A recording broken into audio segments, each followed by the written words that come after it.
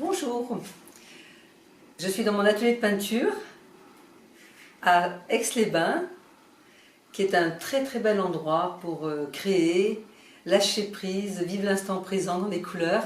Et aujourd'hui d'ailleurs, mon atelier a été nommé le Temple des couleurs, qui permet vraiment de sentir au fond de soi l'esprit de la couleur et de vivre vraiment ces moments privilégiés de créativité, d'expression dans la spontanéité, dans la zen attitude, dans la zen peinture. Et j'ai des élèves qui viennent pratiquer ici régulièrement, adolescents, adultes et puis enfants également, en cours de peinture. Autrement, je propose des stages de peinture, de valorisation de soi, à travers une attitude du souffle, de la persévérance, j'allais dire, parce que la peinture c'est aussi une démarche de discipline, de persévérance, mais qui amène au plaisir, qui est une liberté.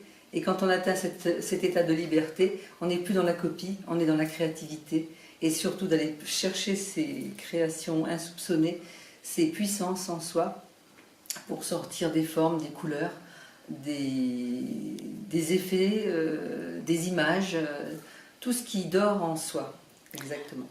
Quand on est débutant, comment ça commence? Alors, pour un débutant, eh bien, je propose tous les outils qui sont sur la table et ici. Donc, je montre déjà comment on va se servir d'un couteau.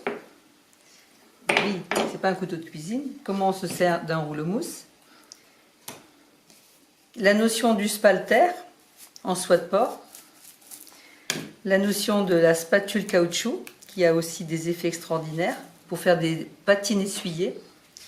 Et puis des petits couteaux plastiques qui nous servent aussi pas mal en peinture. Il y a les pinceaux chinois, parce que nous faisons aussi de la calligraphie chinoise et orientale. Il y a deux sortes de pinceaux encore, qui sont le pinceau à roche-empire et le pinceau à pocharder, le pinceau éventail. Tous ces outils vont nous permettre de créer à notre désir.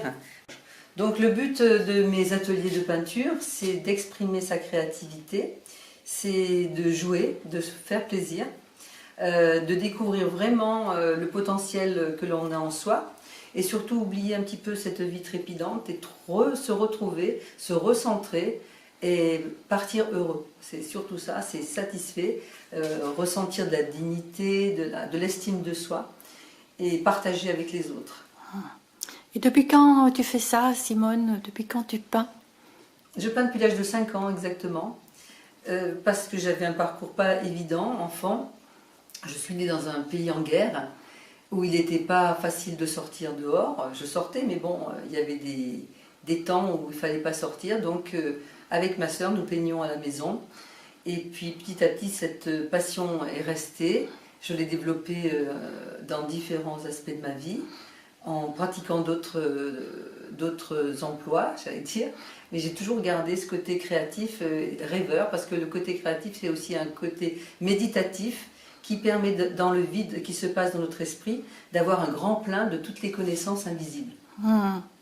C'est comme si vous tiriez un rideau dans le ciel et descendent des images, des odeurs, des formes qui vont toucher les 5 sens. Et plus, nous n'avons pas que 5 sens, nous avons beaucoup plus de sens. Comme les chakras, nous n'avons pas que 7, nous en avons beaucoup plus. C'est vraiment de vibrer à l'unisson sur l'harmonie des couleurs, qui sont donc le principe de la vibration de la lumière.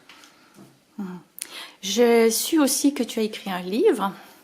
Est-ce que tu veux bien nous parler de ce livre et de la méthode? Alors donc effectivement, j'étais dans le massif de la Chartreuse pendant des années, depuis l'âge de 18 ans effectivement. Et le rapport avec la nature a été extraordinaire, puisque l'observation des fleurs de Chartreuse et des feuilles et des arbres et des minéraux également, il n'y avait pas que le monde végétal, m'a permis donc de créer une méthode de dessin par l'écriture et de réaliser ce livre qui s'appelle la calligraphie florale spontanée, qui est une méthode de dessin par l'écriture basée sur la ponctuation scolaire et basée sur les segments du corps. Si je lève un bras pour faire une parenthèse, je lève l'autre bras pour faire une parenthèse. Ça peut être une flamme de bougie, comme ça peut être un pétale. Si j'ouvre mes bras en éventail pour arriver à l'horizontale, et que je mette des parenthèses supérieures et inférieures, j'ai à nouveau 2 autres pétales. J'en remets 2 ici à la perpendiculaire, et puis au milieu, et mes coudes. Et là, si vous avez bien observé, j'ai un nénuphar qui est arrivé. Donc une méthode facile, ludique, ouverte à tout niveau, et les enfants adorent parce que s'ils savent dessiner, ils savent écrire. S'ils savent écrire de la ponctuation scolaire, ils savent dessiner, et ils font un gros progrès en écriture. Je l'ai déjà observé 1000 fois dans les écoles où j'ai pratiqué. On sent que tu auras encore beaucoup de choses à nous raconter, mais est-ce que tu veux bien nous dire le nom de ton site? Où est-ce qu'on peut te joindre? Comment on peut venir apprendre à peindre avec toi? Alors j'ai un site internet qui s'appelle donc mon prénom Simone Sempere SEMPERE.art comme les artistes. Mais mon atelier est ouvert à la visite sur rendez-vous. Il y a plusieurs tableaux que je peux montrer, expliquer des techniques. Ça va du figuratif à l'abstrait, en passant par de l'onirique et du rêve, effectivement. Hein. Et comme a dit Mylène Farmer, c'est un voyage aux confins du spirituel que de voir mes tableaux. J'ai eu la joie de la rencontrer. C'est magnifique. Merci. Merci Simone. Merci Brigitte.